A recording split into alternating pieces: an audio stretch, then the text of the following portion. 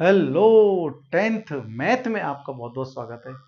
हम प्रतिस्थापन विधि से जो सवाल हल हो रहे हैं इसका नाम है दो चर वाले रैखिक समीकरण।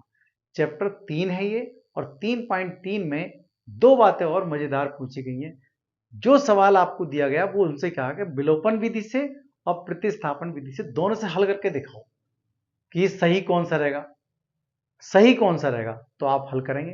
तो जो आपको सही लगे उस पर लिख देना, ये उपयुक्त है और बहुत ही ज्यादा सरल है। क्यों?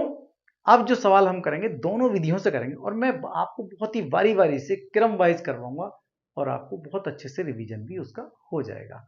आओ कर लेते हैं, इसको हम करते हैं स्टार्ट। पहले विलोपन बताया तो पहले विलोपन विधि से हम हल करेंगे। इसे लिख देते हैं यहां पर विलोपन विधि से हल करने पर। ठीक है, विलोपन विधि से, बस इतनी बात लिख दें। क्या है?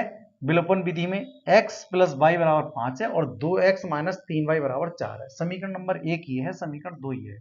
देखो भाई, आपको यही चेक करना है कि विलोपन का मतलब विलोप करना, हटाना, किसी x को हटाना है, मतलब x को काट दो या फिर काट दो y को।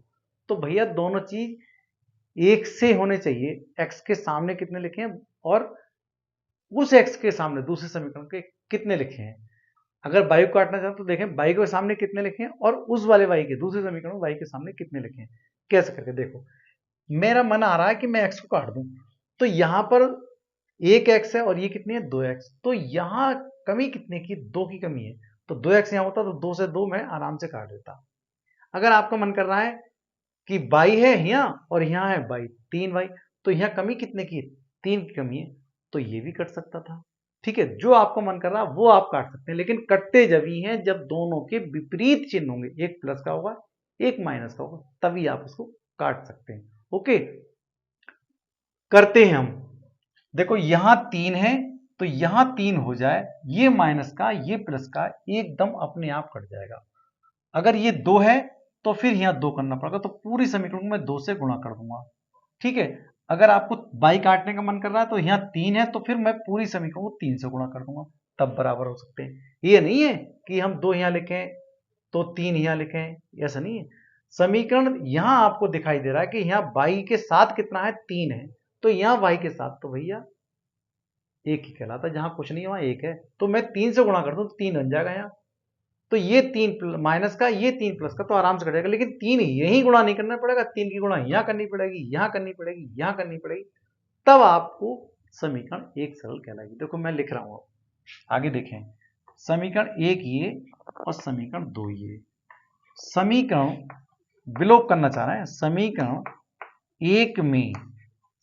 एक में कितने से गुणा कर दें, जब आपको मन कर रहा है बाई काटने का तो 3 से गुणा करनी पड़ेगी। यहाँ 3, तो इसका मतलब 3 मुझे यहाँ भी करना है, यहाँ भी करना चाहिए। ठीक है, तो 3 से गुणा कर दो, यहाँ भी होगी, यहाँ भी होगी, यहाँ भी होगी। एक में 3 से, अपनी मर्जी है ये, ठीक है, 3 से गुणा करने पर ध्यान दें तो 3x प्लस का चिन्ह ये 3y, ठीक है भाई, और 3 पंजे 15। क्या ये बात आपके समझ में आ गई है? 3 की गुणा यहां कर दी, ये आ गया, 3 की गुणा y से कर दी 3y, 3 की गुणा 5 से कर दी 3 पंजे 15। अब आपके पास समीकरण ये तैयार हो गई। जो आपके पास दूसरी समीकरण है वो यहां लिख दें।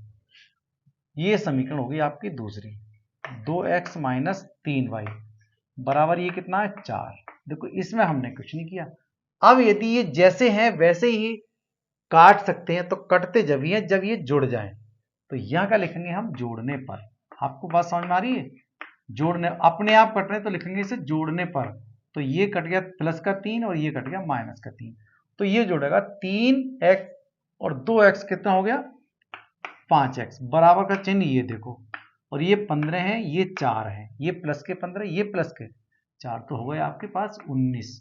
ये x ऐसे रहा और 19 ये रहे, और बराबर के साथ जो है यहाँ पर बराबर जो चिन्ह है ये वाले, इसके नीचे जो आएगा वो इसके साथ वाला आएगा 5, तो ये आ जाएगा 5। तो ये आपके पास हो गया x की वैल्यू। ध्यान दो, हमें अब y की वैल्यू निकालनी, तो ये वाला मान उठा करके जो आपका मन करे इसमें रख दो, चाहे आपका मन करे इसमें रख दो, सबसे आ जाएगा। क्या मतलब हुआ, दो समीकरण हुई, दोनों के गुणांक बराबर करने पड़ते हैं इसमें। चाहे x का गुणांक बराबर कर लो, चाहे आपका मन कर रहा है बाई काटने का, तो आप बाई भी बराबर कर सकते हैं, जैसे मैंने इस सवाल में किया है। आपको समझ में आ रहा है? ये जो मान निकल का है, कोई भी एक मान निकल का आएगा, तो x का मान निकला है, तो ये वाला मान उठा के समीकरण 1 में, जहां पर x आएगा वहां मुझे 19/5 लिखना। तो यहाँ ज्यादा सरल है यहाँ की अपेक्षा। यहाँ बहुत सारी चीजें लिखी हुई है, कम चीजें लिखी हुई है। ठीक है, क्या करेंगे, x का मान यहां से लिख दो, x का मान समीकरण 1 में रखेंगे। 1 में कैसे रखते हैं, बहुत स्टूडेंट परेशान होते हैं रखने पर। देखो बता रहे हैं, x प्लस वाई बराबर कितना 5। यहां x की 1 में रख रहे हैं समीकरण x का मान समीकरण 1 में, तो कैसे x की वैल्यू 19/5 है, ये 19 लिखा है भाई, तो x के स्थान पर लिख रहा हूं मैं 19 और बटे 5, प्लस का चिन्ह ये और y ये बराबर 5। देखो y तो यहीं छोड़ेंगे हम, बराबर का चिन्ह ये 5 ये।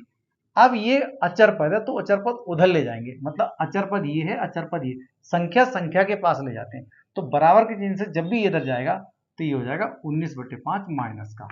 इस टाइम कैसा है, इसके आगे चिन्ह देखो प्लस का है, तो इधर जाकर कैसा हो गया माइनस का। अब करें हल इसे, तो 5 पंजे 25, ध्यान दो कैसा हल कर रहा हूं मैं, माइनस का चिन्ह ये 19 ये और बटे 5, 25 में से 19 चला जाएगा, कितना हो गया, 25 में से 19 गया तो बचेगा कितना 6/5 बच गया। तो देखो y का मान निकल गया, x का मान निकल, तो क्या लिख देते हैं हम, अतः x बराबर तो आ गया तुम्हारे पास 19/5 और y बराबर आ गया तुम्हारे पास 6/5।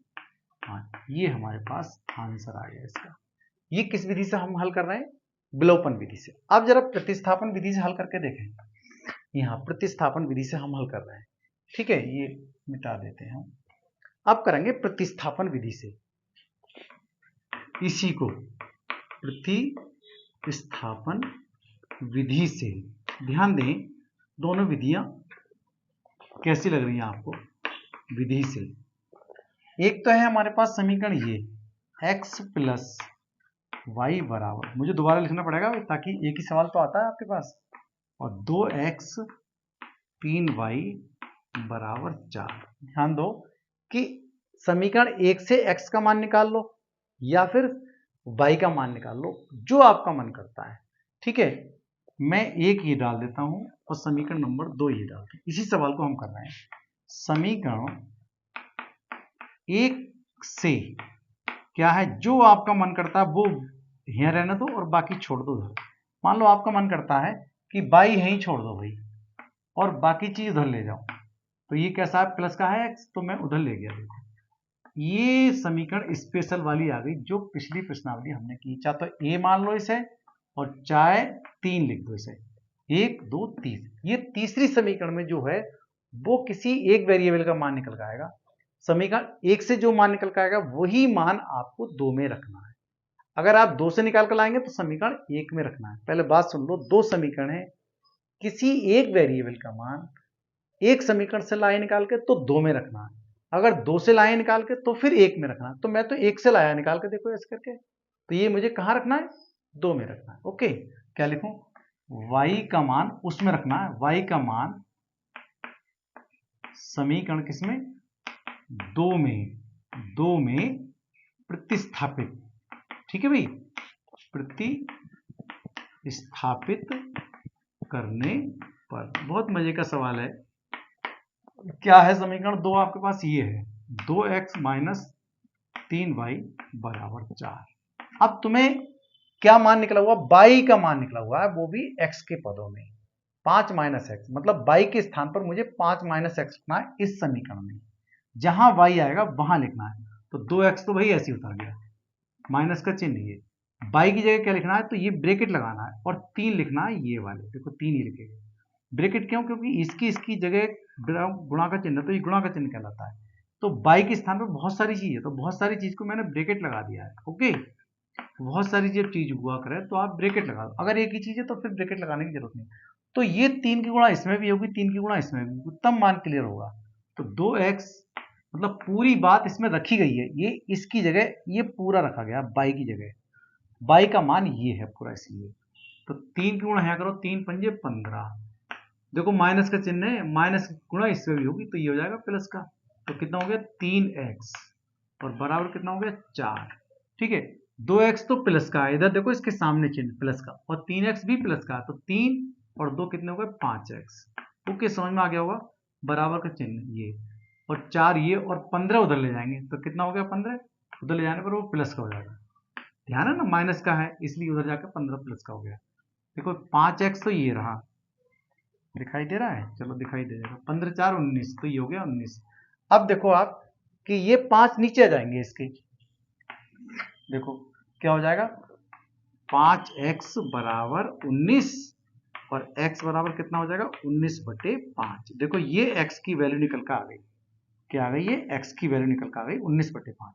ये x की वैल्यू 19/5 हमें स्पेशल समीकरण में तो रखनी पड़ती है, तो क्या लिखेंगे यहाँ x का, ये आप नोट कर लें अलग से चाहे, क्यों भाई, ये देखो x का मान, समीकरण कौन सी वाली है, ये स्पेशल वाली, जिसको a कह रहे हैं या फिर 3 कहना आपकी मर्जी है, में रखने पर, में रखने पर, तो क्या है y बराबर 5 माइनस x।